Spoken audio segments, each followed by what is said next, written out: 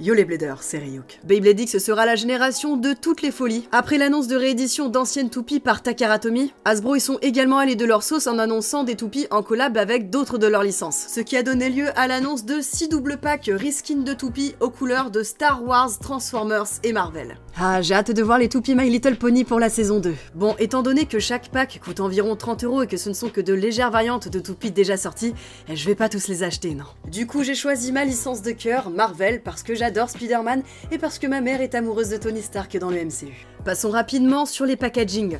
On a un premier avec Iron Man et Thanos, et un second, le duo de Spider-Man et Venom. Ces double packs ne sont pas comme ceux de la ligne classique, puisqu'ils incluent des lanceurs. C'est d'ailleurs pour ça que le prix monte un peu. Après, en soi, c'est pas déconnant, ces produits ne sont pas seulement à destination des collectionneurs de Beyblade, mais aussi aux fans des autres licences. Le but de ces packs est aussi de capter des joueurs qui viennent d'ailleurs, donc proposer un format starter, c'est plutôt bien vu. Après, il est très clair qu'avec ces lanceurs, on ne peut pas aller très loin, surtout avec des mains d'adultes, on reste sur du matériel de démarrage. Et du coup, au niveau des toupies, ça donne quoi? Iron Man reprend le design de Helm Knight, et c'est carrément ok.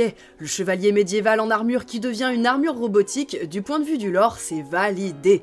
Techniquement parlant, le design entre les deux blades est vraiment très similaire. On part sur une pièce large et régulière, extrudée sur 3 points pour absorber les chocs. Concernant le ratchet, on a 4,80 et pour le beat, on a ball pour de la stabilité et de l'endurance. La toupie est plutôt ok, je regrette quand même le choix des couleurs très opaques et très plastiques, là où l'armure d'Iron Man est iconique pour son rouge doré métallique. Sur ce genre de toupie collector, j'aurais pas été contre un peu de peinture. L'autre toupie de ce pack, c'est Thanos, et son blade reprend celui de Lance Knight. Et encore une fois, du point de vue du lore, c'est plutôt bien pensé, car Lance, c'est un peu la variante de Knight, mais basée sur la contre-attaque.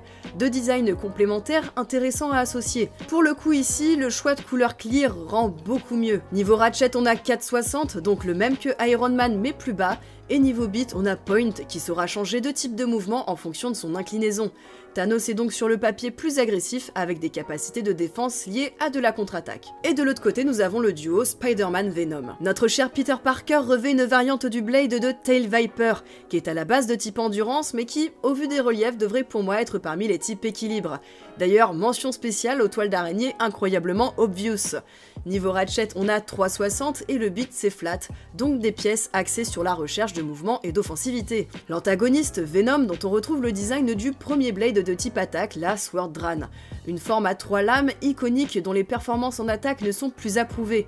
Le ratchet qui vient avec c'est 3,80, les 3 points vont s'aligner avec le design du Blade, mais la hauteur de 8 mm va rendre la toupie plus haute et donc plus vulnérable aux explosions. Et le beat c'est Needle, fin aiguisé pour revenir au centre et maximiser son temps de rotation. En revanche, il cause un grand taux de burst. La toupie en soi, elle pète bien, mais son combo pourrait être largement optimisé, ne serait-ce qu'en inversant les pièces avec celles de Spider-Man. Le clash des héros c'est maintenant, donc on passe tout de suite dans l'arène. Allez, l'arène est installée, c'est parti. Iron Man contre Thanos, donc un profil endurance-défense contre un autre profil plutôt visé contre-attaque. Allez, les premiers chocs sont là, ça part sur l'ex-line d'Iron Man, ensuite suivi par Thanos. Ça tente des X-Dash, mais l'adversaire esquive. Ça va se terminer par des petits coups sur cette fin de match au centre de l'arène. Un petit peu de recul et spin finish pour Iron Man. Deuxième round, on repart directement la X-Line. Ça coince un petit peu, le X-Dash ne passe pas. Des petits coups au centre, ce n'est pas suffisant pour pousser l'adversaire dans la sortie. Ça va continuer à se taper au centre du stadium. Thanos commence à pencher sévèrement. Iron Man se redresse et ce sera un nouveau point pour Iron Man. Troisième round, c'est reparti. Allez, Iron Man prend un mouvement ample, mais c'est Thanos en premier sur la X-Line qui tente un X-Dash, n'est pas suffisant, ça donne des coups, ça frappe dans les murs. Thanos perd l'équilibre et ce sera un nouveau point par spin finish pour Iron Man. Quatrième round, on est reparti. Oh, le burst, Thanos a réussi à burster Iron Man. Cinquième et dernier round, ça tape assez fort sur l'extérieur, Thanos qui penche, arrive à reprendre une petite trajectoire en rosace, s'apprête à attaquer Iron Man, mais elle a déjà perdu beaucoup de vitesse de rotation, elle penche, oh, et finit quand même par éjecter Iron Man. Prochain affrontement, Venom contre Spider-Man, là aussi je pense des chocs agressifs. Premier round, lancé dans l'angle pour Venom, la Spider-Man tente des X-Dash, c'est esquivé, le reverse de Venom qui revient dans le match, qui penche mais n'en démord pas Spider-Man perd sa vitesse de rotation, ça se tourne autour et un spin finish pour Venom.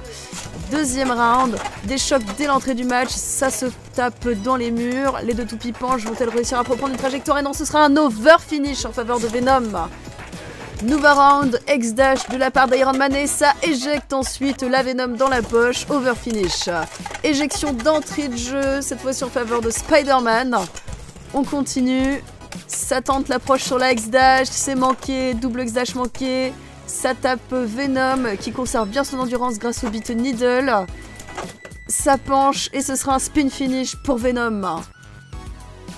Bon, ces toupies sont plus marrantes qu'autre chose. Étant donné qu'elles reprennent des designs déjà existants, elles n'apportent pas grand chose au jeu. Néanmoins, ces toupies sont entièrement jouables dans la méta Beyblade X et peuvent aider n'importe quel joueur à compléter sa collection de pièces. Juste les têtes de super-héros sur les toupies, visuellement parlant, c'est un petit peu cheap. Après, on pouvait pas vraiment s'attendre à autre chose, c'est surtout pour le moment le format des blades de Beyblade X qui pose des limites en termes de design. Si jamais le design des toupies Beyblade X évolue au fil des années, justement, je serais pas contre revoir ce genre de collab. C'est toujours marrant comme genre de produit et même si c'est pas exceptionnel, il y aura toujours un public. N'hésitez pas à partager ce que vous en pensez dans les commentaires, abonnez-vous pour plus de vidéos Beyblade chaque semaine, c'était Ryuk et je vous dis à la prochaine.